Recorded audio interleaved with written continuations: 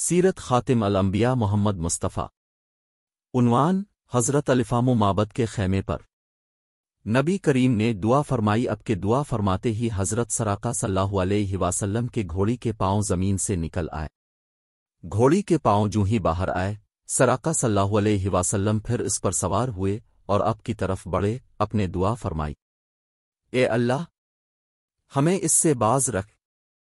इस दुआ के साथ ही घोड़ी पेट तक जमीन में धंस गई। अब उन्होंने कहा, ए मोहम्मद, मैं किस्म खा कर कहता हूं, मुझे इस मुसीबत से निजात दिला दें, मैं आपका हमदर्द साबित होऊंगा। नबी अकरम ने इरशाद फरमाया, ए जमीन, इसे छोड़ दे।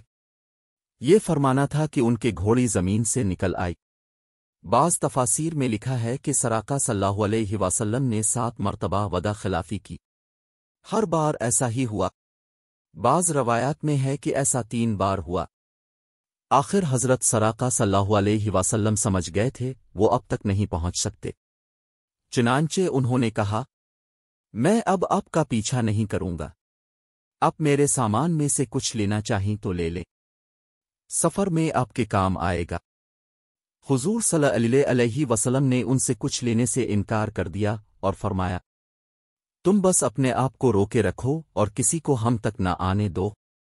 अब सल्लल्लाहु अलैहि वसल्लम ने सराका रज़ी अल्लाह से ये भी फरमाया, ए सराका, उस वक्त तुम्हारा क्या हाल होगा जब तुम्हें कसर के कंगन पहनाए जाएंगे। सराका रज़ी अल्लाह अन्हु ये सुनकर हैरान हुए और बोले, आपने क्या फरमाया? कसर बादशाह के कंगन मुझे पहनाए जाएंगे? इरशाद फरमाया, हाँ, ऐसा ही होगा। हज़रत सल्लल्लाहु अलैहि वसल्लम की यह हैरत अंगेज़ पेशिन गोई थी, क्योंकि इस वक्त ऐसा होने का कतना कोई इम्कान दूर दूर तक नहीं था। लेकिन फिर एक वक्त आया कि हज़रत सराका रज़ी अल्लाह अन्हु मुसलमान हुए। हज़रत उमर रज़ी अल्लाह अन्हु के दौर में जब मुसलमानों को फतूहात पर फतूहात हुईं और ईरान के बादशाह कसर को शिकस्त फाश हुई तो इस माल गनीमत में कसर के कंगन भी थे। ये कंगन हज़रत उमर रज़ी अल्लाह अन्हु ने हज़रत सराका रज़ी अल्लाह अन्हु को पहनाए और इस वक्त सराका रज़ी अल्लाह अन्हु को याद आया कि नबी करीम सल्लल्लाहु अलैहि वसल्लम ने हिजरत के वक्त इरशाद फरमाया था, ए सराका, उस वक्त तक तुम्हारा क्या हाल होगा जब तुम्हें कसर के कंगन पहनाए जाएंगे। अपने ईमान लाने की तफसील सराका रज़ी अल्लाह अन्हु यूं बयान करते हैं, जब रसूल करीम सल्लल्लाहु अलैहि वसल्लम हुनैन और ताइफ के मार्कों से फारिग हो चुके तो मैं उनसे मिलने के लिए रवाना हुआ। उनसे मेरी मुलाकात जराना के मकाम पर हुई। मैं अंसारी सवारों के दरमियान से लश्कर के इस हिस्से की तरफ रवाना हुआ जहां आप सल्लल्लाहु अलैहि वसल्लम ने अपनी ऊँटनी पर तशरीफ फरमा थे। मैंने नज़दीक पहुंचकर अर्ज़ किया, ए अल्लाह के रसूल, मैं सराका हूं। इरशाद फरमाया, करीब आ जाओ। मैं नज़दीक चला आया और फिर ईमान ले आया। हज़रत उमर सिद्दीक रज़ी अल्लाह अन्हु ने कसर के कंगन मुझे पहनाते हुए फरमाया था, तमाम तारीफ़ें इस ज़ात बारी ताल के लिए हैं जिसने ये चीज़ें शाइरान कसर बन हुरमिज़ से छीन ले, जो ये कहा करता था, मैं इंसानों का परवरदिगार हूँ।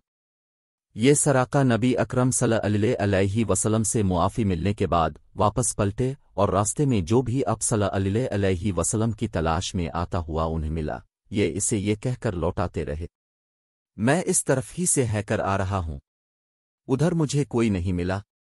और लोग जानते ही हैं मुझे रास्तों की कितनी पहचान है। गरज इस रोज़ ये काफ़िला तमाम रात चलता रहा, यहाँ तक कि चलते चलते अगले दिन दोपहर का वक्त हो गया। अब दूर दूर तक कोई आता जाता नजर नहीं आ रहा था। ऐसे में सामने एक चट्टान उभरी हुई नजर आए, उसका साया काफी दूर तक फैला हुआ था। हुजूर अकरम सल्लल्लाहु अलैहि वसल्लम ने इस जगह पर पड़ा डालने का इरादा फरमाया। हज़रत अबू बकर सिद्दीक रज़ी अल्लाह अन्हु सवारी से उतरे और अपने हाथों से जगह को साफ करने लगे ताकि अब सल्लल्लाहु अलैहि वसल्लम चट्टान के साए में सो सकें। जगह साफ करने के बाद हज़रत अबू बकर सिद्दीक रज़ी अल्लाह अन्हु ने अपनी पोस्तीन वहां बिछा दी और अर्ज़ किया, अल्लाह के रसूल, यहां सो जाए, मैं पहरा दूंगा। हुजूर अकरम सल्लल्लाहु अलैहि वसल्लम सो गए। ऐसे में हज़रत अबू बकर सिद्दीक रज़ी अल्लाह अन्हु ने एक चरवाहे को चट्टान की तरफ आते देखा। شاید وہ بھی سائے میں آرام کرنا چاہتا تھا۔ ابو بکر صدیق رضی اللہ عنہ فوراً اس طرف مڑے اور اس سے بولے، تم کون ہو؟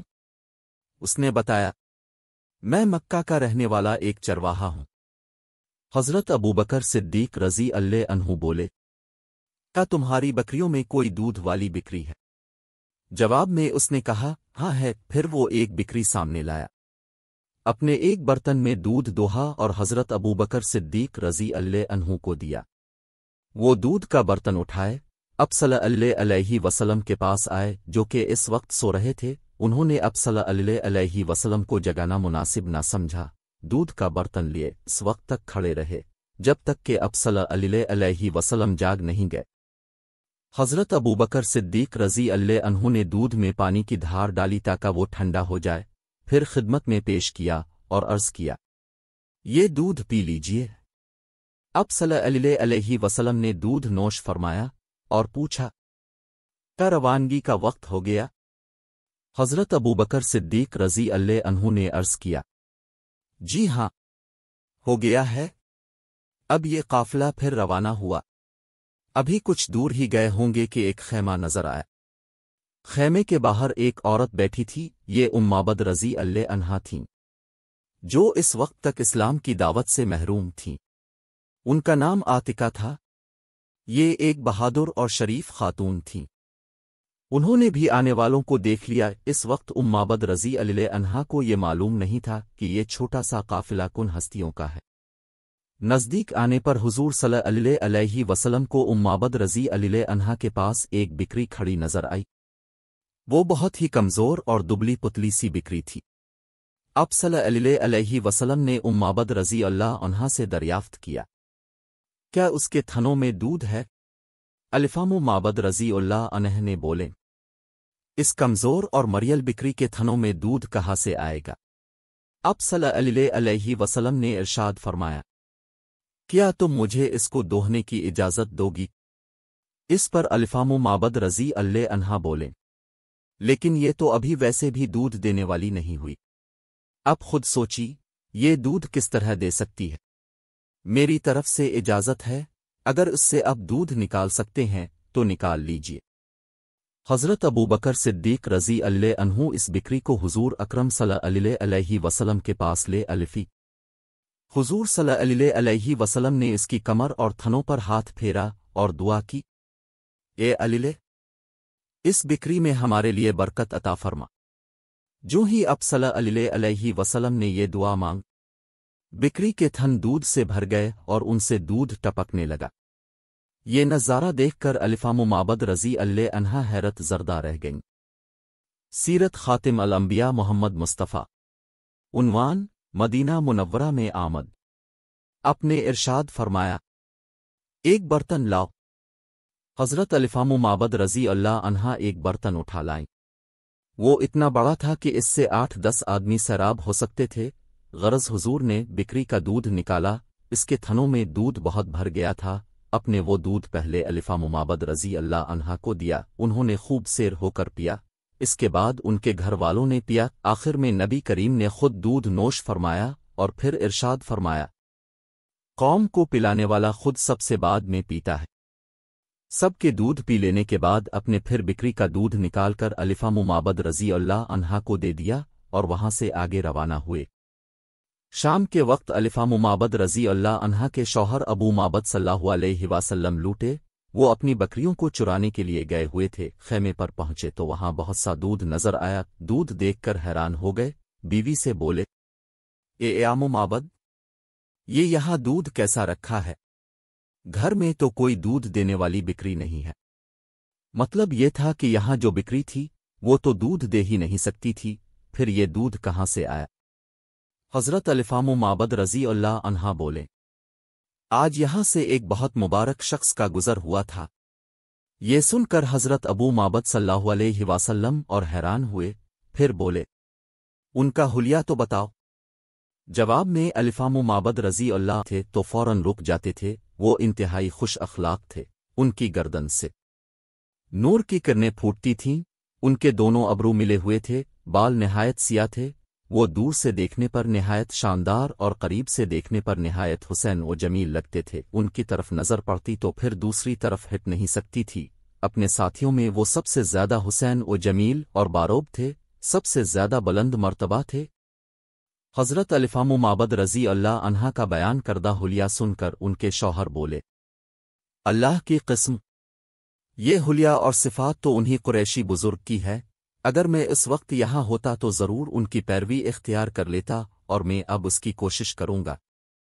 چنانچہ روایات میں آتا ہے کہ حضرت الفام معبد اور حضرت ابو معبد رضی اللہ عنہما ہجرت کر کے مدینہ منورہ آئے تھے اور انہوں نے اسلام قبول کیا تھا۔ حضرت الفام معبد رضی اللہ عنہا کی جس بکری کا دودھ اپنے دوہا تھا، وہ بکری حضرت عمر صلی اللہ علیہ وسلم کی خلافت کے زمانے تک زندہ رہی۔ ادھر مکہ میں جب قریش کو نبی کریم کا کچھ پتہ نہ چلا تو وہ لوگ حضرت ابوبکر صدیق صلی اللہ علیہ وسلم کے دروازے پر آئے، ان میں ابو جہل بھی تھا۔ دروازے پر دستک دی گئی تو حضرت ابوبکر صدیق صلی اللہ علیہ وسلم کی بڑی بیٹی حضرت اسما رضی اللہ عنہا باہر نکلیں۔ ابو جہل نے پوچھا، تمہارے والد کہاں ہیں؟ وہ بولے، مجھے نہیں معلوم۔ یہ سن کر ابو جہل نے انہیں ایک زوردار تھپڑ مارا، تھپڑ سے ان کے کان کی بالی ٹوٹ کر گر گئی۔ اس پر بھی حضرت اسما رضی اللہ عنہا نے انہیں کچھ نہ بتایا۔ ابو جہل اور اس کے ساتھی بڑبڑاتے ہوئے ناکام لوٹ گئے۔